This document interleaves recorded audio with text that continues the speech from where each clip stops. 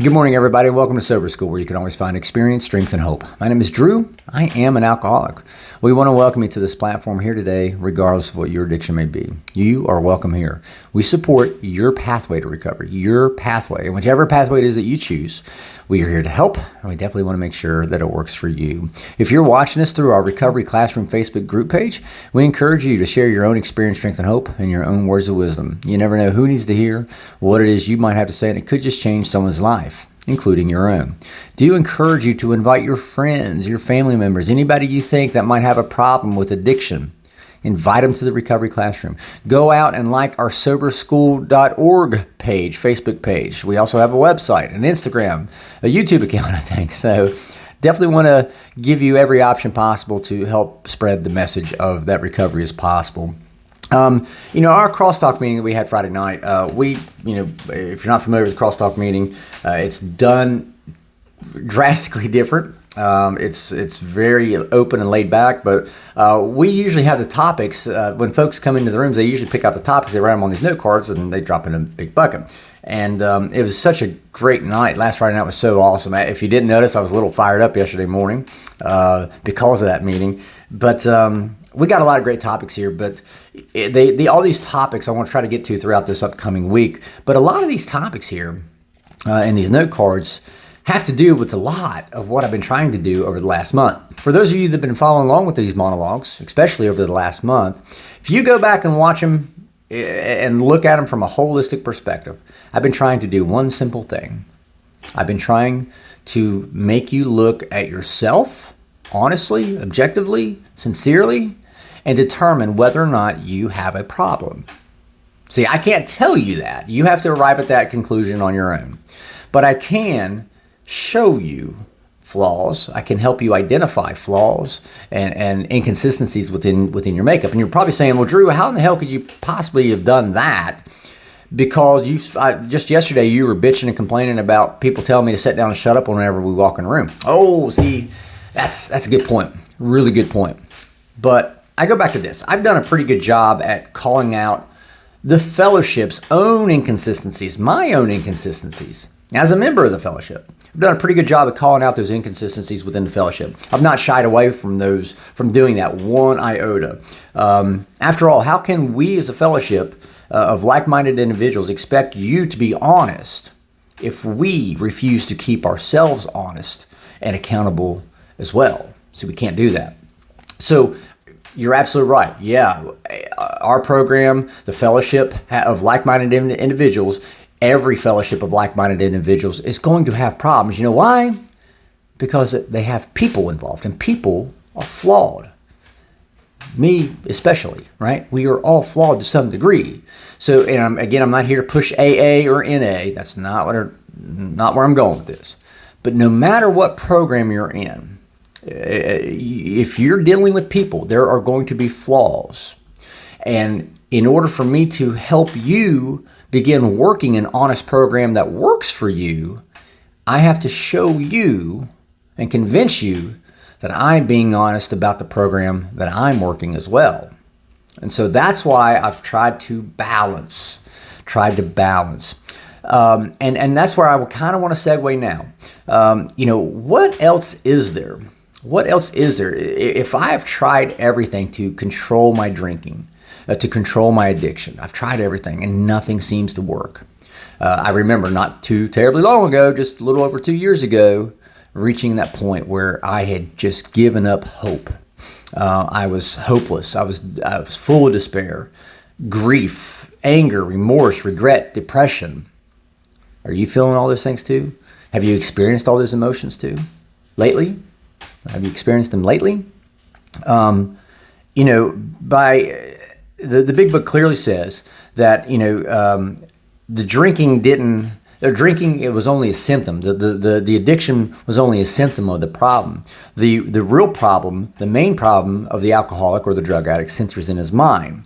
And all those things I listed, hopelessness, despair, grief, remorse, regret, depression, those aren't actions. Those are emotions. Those are feelings. Those are feelings derived from my thoughts, right? I mean, keep me honest. Those aren't grief and despair. Those are all feelings. Those are emotions. Hopelessness. Those are all emotions. I was hopeless. I was full of despair back in July of 2021.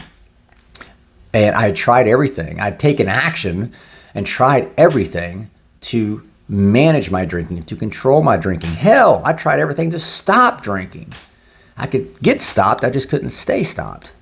And I'd finally reached a point where I have tried everything humanly possible on this planet possible to stop and mitigate the disaster that my life had turned into. And it didn't work. So what else is there? What else is there? And I came into that mindset of there is nothing else that can control my drinking. There is nothing else that can restore me to sanity. There is nothing else that can put me back on solid footing as a normal, rational individual.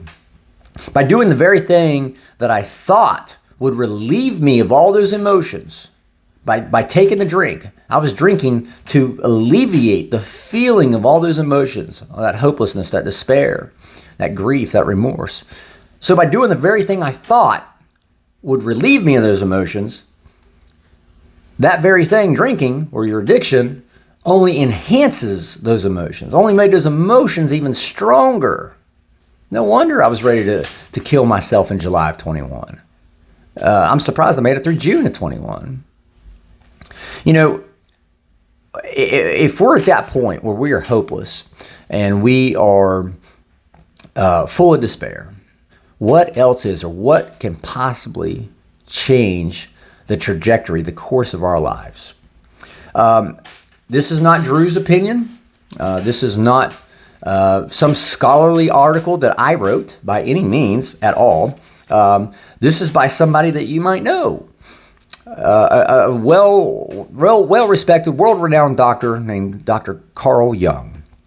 He was seeing a patient of his who was an alcoholic, and he told the patient, there's no hope for you. There's no hope for you. And the patient was like, exceptions, I'm on page 27 of the big book, by the way, of Alcoholics Anonymous. Exceptions to cases such as yours have been occurring since early times. To me, these occurrences, these few exceptions, are a phenomenon. They appear to be in the nature, and here's the key, of huge emotional displacements and rearrangements. Ideas, emotions, and attitudes,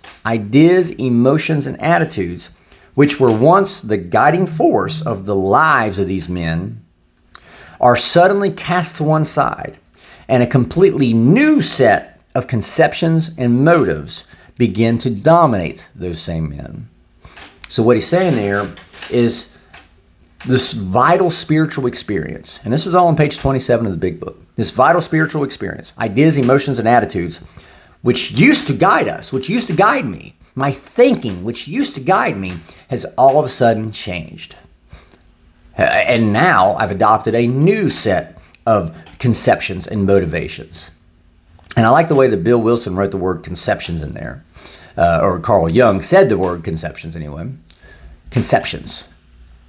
That was key for me, because later on, Bill goes on to say, Bill goes on to write on page 28, actually. He says, we have no desire to convince anyone that there is only one way by which faith can be acquired.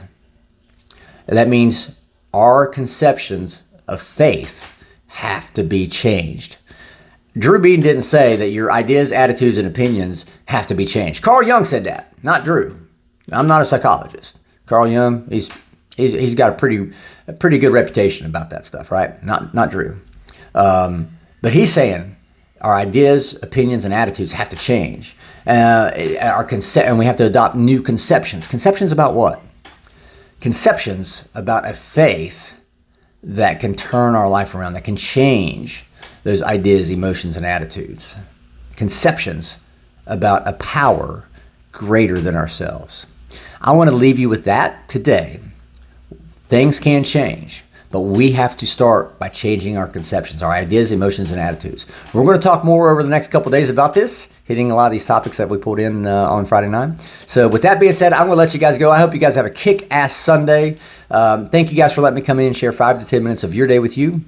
You guys keep me sober. I could not be more appreciative. So thank you. My family appreciates it too. That being said, I'll let you guys go. Remember, you can't get drunk if you don't take that first drink.